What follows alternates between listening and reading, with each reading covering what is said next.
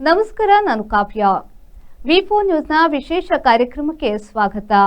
ಇವತ್ತಿನ ವಿಶೇಷ ಕಾರ್ಯಕ್ರಮ ಗುಡ್ ಸೇವಾ ತೆರಿಗೆಯ ಬ್ಯಾಡ್ ಬದಿ.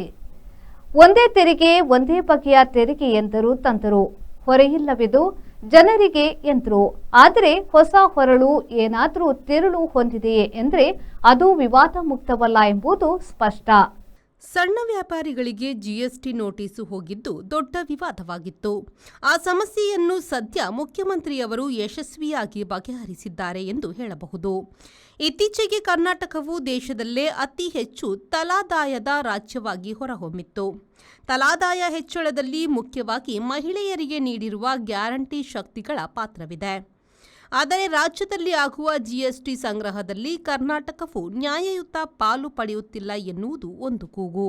ಪಕ್ಷಭೇದ ಮರೆತು ಈ ಕೂಗು ಏಳಬೇಕಿತ್ತು. ಆದರೆ ಹಾಗಾಗಿಲ್ಲ ಎನ್ನುವುದು ರಾಜ್ಯದ ಜನಸಮುದಾಯಕ್ಕೆ ಆಗಿರುವ ವಂಚನೆ ಎಂದು ಹೇಳಬಹುದು. ಸಣ್ಣ ವ್ಯಾಪಾರಿಗಳಿಗೆ ನೀಡಿರುವ ಜಿಎಸ್ಟಿ ನೋಟಿಸು ವಿಷಯವಾಗಿ ಮುಖ್ಯಮಂತ್ರಿ ಸಿದ್ದರಾಮಯ್ಯನವರು ತೆಗೆದುಕೊಂಡಿರುವ ನಿರ್ಣಯವೇನು? ಹಾಲು, ತರಕಾರಿ, ಮಾಂಸ, ಹಣ್ಣಿನಂಥ ಜೀವನಾವಶ್ಯಕ ಆಹಾರ ವಸ್ತುಗಳಿಗೆ ತೆರಿಗೆ ಇಲ್ಲ. ಅವರಿಗೆ ನೋಟಿಸು ಹೋಗಿದ್ದರೂ ಕೂಡ ತೆರಿಗೆ ವಸೂಲಿಯ ಪ್ರಶ್ನೆ ಇಲ್ಲ. ಆದರೆ ಬೇಕರಿ ವಸ್ತು, ಕರಿದ ವಸ್ತು, ಗೂಡು, ಹೋಟೆಲ್ ಮೊದಲಾದವುಗಳು ಹೆಚ್ಚು ವ್ಯಾಪಾರ ಮಾಡುತ್ತಿದ್ದಲ್ಲಿ ಅವರು ತೆರಿಗೆ ಕಟ್ಟಲೇಬೇಕು. ವ್ಯಾಪಾರದಿಂದ ತೀರಾ ಕಡಿಮೆ ಆದಾಯ ಬರುತ್ತಿದ್ದರೆ ಅವರು ಜಿಎಸ್ಟಿ ನೋಂದಣಿ ಮಾಡಿಕೊಂಡರೂ ತೆರಿಗೆ ಕಟ್ಟಬೇಕಾಗಿರುವುದಿಲ್ಲ. ವ್ಯಾಪಾರಿ ಯಾವ ರೀತಿ ಹಣ ಪಡೆಯುತ್ತಾರೆ ಎನ್ನುವುದು ಮುಖ್ಯವಲ್ಲ. ಒಳ್ಳೆಯ ಆದಾಯದವರು ಅದಕ್ಕೆ ತಕ್ಕಂತೆ ಜಿಎಸ್ಟಿ ತೆರಿಗೆ ಕಟ್ಟಬೇಕು. ಕರ್ನಾಟಕದಲ್ಲಿ ಈಗ ಜಾರಿಯಾಗಿರುವ 9,000 ಜಿಎಸ್ಟಿ ನೋಟಿಸುಗಳನ್ನು ಮುಖ್ಯಮಂತ್ರಿ ಸಿದ್ದರಾಮಯ್ಯನವರು ರದ್ದು ಮಾಡಿದ್ದಾರೆ. ಹಿಂಬಾಕಿ ತೆರಿಗೆಯನ್ನು ರದ್ದು ಮಾಡಿದ್ದಾರೆ. ಇದರಿಂದ ಈಗ 2,000 ಕೋಟಿ ರೂಪಾಯಿಯಷ್ಟು ನಷ್ಟ ಆಗುತ್ತಿದೆ. ಜಿಎಸ್ಟಿ ಎಂದರೇನು? ಗೂಡ್ಸ್ ಆ್ಯಂಡ್ ಸರ್ವಿಸ್ ಟ್ಯಾಕ್ಸ್, ಇಲ್ಲವೇ ಸರಕು ಮತ್ತು ಸೇವಾ ತೆರಿಗೆ. ಈ ತೆರಿಗೆಯ ಪ್ರಮಾಣ ನಿರ್ಣಯಿಸುವುದು ಒಕ್ಕೂಟ ಸರ್ಕಾರ, ಅದನ್ನು ವಸೂಲು ಮಾಡುವುದು ರಾಜ್ಯ ಸರ್ಕಾರ. ವಸೂಲಾದ ಜಿಎಸ್ಟಿ ಮೊತ್ತ ಕೇಂದ್ರ ಸರ್ಕಾರಕ್ಕೆ ಹೋದ ಮೇಲೆ ಅದರಲ್ಲಿ ತನ್ನ ಪಾಲು ಪಡೆಯಲು ರಾಜ್ಯ ಸರತಿಯಲ್ಲಿ ನಿಲ್ಲಬೇಕು. ಸಂವಿಧಾನದಲ್ಲಿ ಏನು ಯೂನಿಯನ್ ಆಫ್ ಸ್ಟೇಟ್ಸ್ ಎಂದು ಹೇಳಲಾಗಿದೆಯೋ ಅದರಂತೆ ತೆರಿಗೆ ವಿಧಾನ ಸರಿ. ಆದರೆ ಅದರ ನಿರ್ವಹಣೆ, ಹಂಚಿಕೆ ಇತ್ಯಾದಿ ಜನಪರವಾಗಿ ನಡೆಯುತ್ತಿಲ್ಲ ಎನ್ನುವುದು ಎಲ್ಲ ಕಡೆಗಳಲ್ಲಿ ಇರುವ ದೂರು ಎನ್ನಬಹುದು.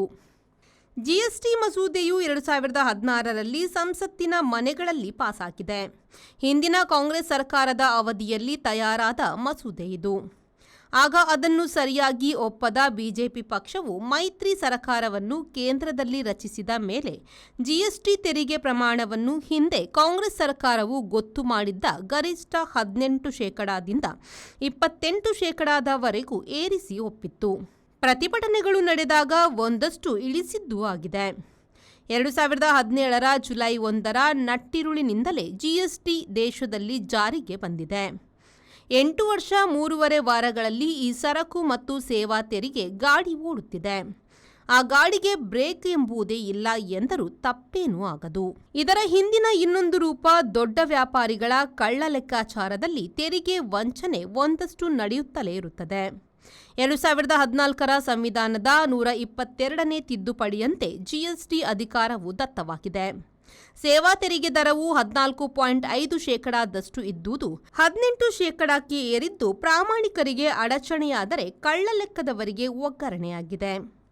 ಹಿಂದೆ ನಾನಾ ತೆರಿಗೆ ಇದ್ದುದರಿಂದ ಗ್ರಾಹಕರು ಖರೀದಿಗೆ ಉತ್ಪಾದನಾ ವೆಚ್ಚದ 25%ದಷ್ಟು ಹೆಚ್ಚು ಕೊಡಬೇಕಿತ್ತು. ಈಗ ಒಂದೇ ತೆರಿಗೆಯಾದುದರಿಂದ ಅದು 18% ಮೀರುವುದಿಲ್ಲ ಎಂಬ ಸಮಾಧಾನವನ್ನು ನೀಡಲಾಗಿದೆ. ಆದರೆ ಕಚ್ಚಾ ಆಹಾರ ಪದಾರ್ಥದಂಥವುಗಳ ತೆರಿಗೆಯು ಸುಮಾರು 8%ದಿಂದ ಜಿಎಸ್ಟಿ ಕಾರಣಕ್ಕೆ 18%ಕ್ಕೆ ಏರಿದ್ದರಿಂದ ಸಾಮಾನ್ಯ ಗ್ರಾಹಕ ವಸ್ತುಗಳ ಬೆಲೆ ಏರಿಕೆಯಾಗಿತ್ತು. ಅದನ್ನು ಕಡಿಮೆ ಮಾಡಲು ಈಗ ಯಾವ ದಾರಿಯೂ ಉಳಿದಿಲ್ಲ. ಸಾಮಾನ್ಯ 5 ರೂಪಾಯಿಗೆ ತಯಾರಾಗುವ ಚಾವನ್ನು 10 ರೂಪಾಯಿಗೆ ಮಾರಿದರೆ ಅದರಲ್ಲಿ ತಯಾರಕರ ಲಾಭ, ಗ್ರಾಹಕರ ಸೇವೆ, ಜಿಎಸ್ಟಿ ಎಲ್ಲವೂ ಒಳಗೊಳ್ಳುತ್ತದೆ. ಆದರೆ ಹೋಟೆಲುಗಳಲ್ಲಿ ಅದೇ ಟೀ 10ರಿಂದ 40 ರೂಪಾಯಿಗಳವರೆಗೆ ವಿಭಿನ್ನ ದರಗಳಲ್ಲಿ ಮಾರಾಟವಾಗುತ್ತದೆ. ತಾರಾ ಹೋಟೆಲುಗಳ ಕತೆ ಬಿಡಿ, ಇದು ಸರಾಸರಿ ಹೋಟೆಲುಗಳ ಕತೆಯಷ್ಟೇ. ಲಾಭಕ್ಕೆ ಮಿತಿ ಹಾಕುವ ವ್ಯವಸ್ಥೆ ಜಿಎಸ್ಟಿಯಿಂದ ಆಗಿಲ್ಲ. ತುರ್ತು ಪರಿಸ್ಥಿತಿ ಕಾಲದಲ್ಲಿ ಆಹಾರ ಪಾನೀಯಗಳಿಗೆ ಪ್ರಮಾಣ ಮತ್ತು ದರ ನಿಗದಿ ಮಾಡಲಾಗಿತ್ತು. ಈಗ ಏಕೆ ಸಾಧ್ಯವಿಲ್ಲ? ಜಿಎಸ್ಟಿ ಗುಡ್ ಸರ್ವಿಸ್ ಟ್ಯಾಕ್ಸ್ ಆಗಬೇಕೇ ಹೊರತು ಗೂನ್ ಸರ್ವಿಸ್ ಟ್ಯಾಕ್ಸ್ ಆಗಬಾರದು.